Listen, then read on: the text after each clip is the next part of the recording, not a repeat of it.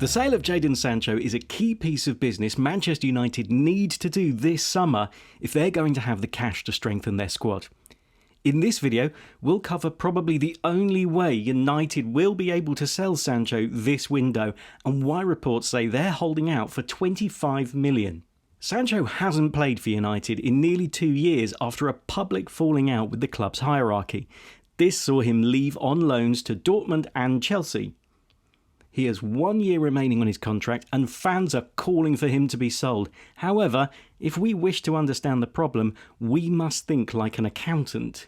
Wait, before you click away, I assure you this will be brief and it's important to grasp the numbers so you can understand the context behind all the transfer rumours you're going to hear around in this summer. Now, the people at Ineos are business people first rather than fans, and Ineos is very good at turning poorly run companies into profitable ventures, but they do not like making a loss. So here's how it all breaks down. Man United still have 1 year of his transfer fee to pay to Dortmund, that's around 14.6 million, and Sancho earns £250,000 each week in wages. So, Sancho costs United £27.6 million each year. Though fans might have been pleased to see Sancho out on loan to Chelsea last year, in reality it was actually a financial disaster, as suggested by Ratcliffe's interview to Sky, and here's why.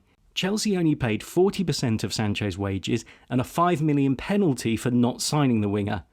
So even though he was out of the club last year, United still spent £17.4 million for Sancho just for him to play for somebody else. Back to Jadon Sancho's perspective, he's due to earn £13 million this season. Chelsea offered $90,000 a week for the contract, what they felt he was worth, but he turned it down because this would mean him missing out on £8.3 million of guaranteed money, and no good agent is going to recommend their client do that, especially when they're taking a percentage. So, what do Man United need to do to balance their books? Loans make a loss, as we've seen, so it can only go through as a sale, and if 90k per week is the market value for Sancho, Man United need to sell him for 23 million. This will cover the rest of the transfer fee that's owed, and they can give what's left over to Sancho to cover the shortfall in his wages. That way, everyone's square, it's all fair, and nobody is out of pocket. Now, it might actually be quite unpalatable to many fans to pay Sancho off, but it's the only way to keep the club's ledgers out of the red. Do you think anyone is going to offer Sancho more than $90,000 per week? Leave your comments below, we read them and we reply to them.